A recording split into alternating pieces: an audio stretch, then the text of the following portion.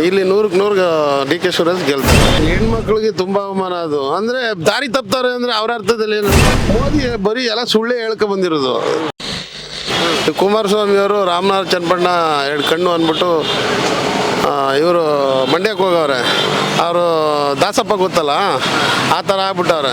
ದಾಸಪ್ಪ ಮನೆಗೆ ಹೋಗ್ತಾರಲ್ಲ, ಹಂಗೆ ಮಂಡ್ಯಕ್ಕೆ ಹೋಗ್ಬಿಟ್ಟವ್ರು ದಾಸಪ್ಪ ಥರ. ಇಲ್ಲಿ 100ಕ್ಕೆ 100 ಡಿ ಕೆ ಶಿವರಾಜ್ ಗೆಲ್ತಾರೆ. ಮಂಜುನಾಥ್ ಅವರು ಡಾಕ್ಟ್ರಾಗಿ ಚಿಕಿತ್ಸೆಗೆ ಅವರು ಡಾಕ್ಟ್ರು. ಇಲ್ಲಿ ಜನಗಳಿಗೆ ಕೆಲಸ ಮಾಡೋಕ್ಕಲ್ಲ, ಅವರು ಬಲಿ ಕೊಡ್ತಾವ್ರೆ ಅಷ್ಟೇ ಅವ್ರನ್ನ, ಮಂಜುನಾಥ್ ಅವ್ರನ್ನ. JDS ಫ್ಯಾಮಿಲಿನ ಕರ್ಕೊಂಬಂದು BJP ನಿನ್ಸು ಬಕ್ರಾ ಮಾಡ್ತಾವ್ರೆ ಅಂತ ಹೇಳಿ. ಹೌದು, ಕರೆಕ್ಟು. 100ಕ್ಕೆ 100 ಸತ್ಯ ಇದು. ಬಕ್ರಾ ಮಾಡ್ತಾವ್ರೆ ಅವ್ರಿಗೆ. ಹೆಂಗೆ ಬಕ್ರಾ ಆಗ್ತಾವ್ರೆ ಅಂತ? ಯಾವ ರೀತಿ ಬಕ್ರಾ ಮಾಡ್ತಾ ಇದಾರೆ ಅಂದರೆ, ಈಗ ನಿಂತ್ಕೊಂಗಿದ್ರೆ, ಈಗ ಕುಮಾರಸ್ವಾಮಿನೇ ಇಲ್ಲಿ ನಿಂತ್ಕೊಂಡು ಇಬ್ಬರು JDSನಲ್ಲಿ ಕಾರ್ಯಕರ್ತರು ಇರಲಿಲ್ವ ಚನ್ನಪಟ್ಟಣದಲ್ಲಿ? ಬೇಜಾನಿದ್ದಾರೆ ಕಾರ್ಯಕರ್ತರು, ಅವ್ರನ್ನೇ ನಿಲ್ಲಿಸಿ ಗೆಲ್ಸ್ಬೋದಿತ್ತಲ್ಲ ಅಲ್ವಾ?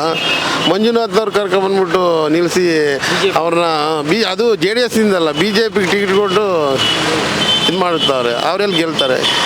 ಡಿ ಕೆ ಸುರೇಶೇ ಇಲ್ಲಿ ಬೆಂಗಳೂರು ರೂರಲ್ಲು ಡಿ ಕೆ ಸುರೇಶೇ ಗೆಲ್ಲೋದು. ಈಗ ನಿನ್ನೆ ಒಂದು ಸ್ಟೇಟ್ಮೆಂಟ್ ಮಾಡಿದ್ರು ಕುಮಾರಸ್ವಾಮಿ ಅವರು, ಗ್ಯಾರಂಟಿ ಯೋಜನೆಗಳಿಂದ ಹೆಣ್ಮಕ್ಳು ದಾರಿ ತಪ್ತವ್ರೆ ಅಂತ ಹೇಳಿದ್ರು. ಅದೊಂಥರ ಹೆಣ್ಮಕ್ಳನ್ನ ಕೆಟ್ಟ ರೀತಿ ಬಿಂಬಿಸುವಂಥ ಹೇಳಿಕೆ ಅಂತೇಳಿ ಬರ್ತಿರೋವಂಥದ್ದು. ಇದ್ರ ಬಗ್ಗೆ ಏನು ಹೇಳ್ತೀರಾ? ಹೆಣ್ಮಕ್ಳು ದಾರಿ ತಪ್ಪಿಟ್ಟವ್ರ ಆ ಲೆವೆಲಲ್ಲಿ?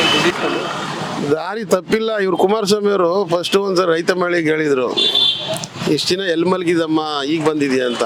ಅದೇ ಥರ ಸ್ಟೇಟ್ಮೆಂಟ್ ಕೊಟ್ಟಿರೋದು ಕುಮಾರಸ್ವಾಮಿ ಅವರು. ಅದು ಈಗ ಗ್ಯಾರಂಟಿ ಯೋಜನೆಗಳು ಯಾವ ರೀತಿ ದಾರಿ ತಪ್ತಾರೆ?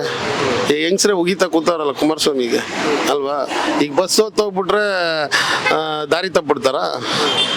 ಹಾಂ, ಬುದ್ಧಿ ಇಲ್ವಾ ಅವ್ರಿಗೆ ಆ ಥರ ಸ್ಟೇಟ್ಮೆಂಟ್ ಕೊಡೋಕ್ಕೆ? ಒಬ್ಬರು ಮಾಜಿ CM ಆ ಥರ ಸ್ಟೇಟ್ಮೆಂಟ್ ಕೊಡ್ತಾರೆ ಇಲ್ಲಿ ಅಂದರೆ ಈ ಬೆಂಗಳೂರು ರೂರಲ್ಲ, ಇಡೀ ಕರ್ನಾಟಕಕ್ಕೆ ಹಂಗೆ ಆಯ್ತಂಗೆ. ಹೆಣ್ಮಕ್ಳಿಗೆ ತುಂಬ ಅವಮಾನ ಅದು. ಅಂದರೆ ದಾರಿ ತಪ್ತಾರೆ ಅಂದರೆ ಅವ್ರ ಅರ್ಥದಲ್ಲಿ ಏನು? ಎಲ್ಲ ಗಂಡನ ಬಿಟ್ಟು ಬಸ್ ಒಯ್ತಾವ್ರೆ ಅಂತಾರ? ತಪ್ಪಲ್ವಾ ಅದು? ಈಗ ಮಹಿಳೆಯರನ್ನೇ ಪೂಜೆ ಮಾಡ್ತಾವ್ರಲ್ಲ ಸರಿಯಾಗಿ. ಜೆಂಟ್ಸ್ ಯಾರು ಕೇಳ್ತಾರಲ್ಲ, ಲೇಡೀಸೇನೆ ಅವ್ರಿಗೆ ಹೇಳ್ತಾವ್ರೆ, ಮುಗಿತಾ ಕೂತವ್ರೆ. ಆ ಥರ ಹೇಳ್ಬಾರ್ದು. ಹಂಗೆ ಒಬ್ಬರು ಮಾಜಿ CM ಆ ಥರ ಹೇಳ್ತಾರ? ತಪ್ಪಲ್ಲ ಇದು. ಒಂಥರ ಲೇಡೀಸ್ಗೆ ಅವಮಾನ ಮಾಡ್ದಂಗೆ. ಈಗ ಗ್ಯಾರಂಟಿ ಯೋಜನೆಗಳು ಬಂತು, ಎಷ್ಟು ಮಟ್ಟಿಗೆ ಜನಗಳಿಗೆ ಸಹಾಯ ಆಗ್ತಿದೆ, ಮತ್ತೆ ಬಡವರಿಗೆ ಸಹಾಯ ಆಗ್ತಿದೆ, ಮತ್ತೆ ಇದು ಈ ಎಲೆಕ್ಷನ್ ಮೇಲೆ ಪರಿಣಾಮ ಬೀರ್ಬೋದಾ ಅಂತ? ಇದು 100ಕ್ಕೆ 100 ಲೇಡೀಸ್ ಮಹಿಳೆಯರಿಗೆ ತುಂಬ ಅನುಕೂಲ ಆಗಿದೆ.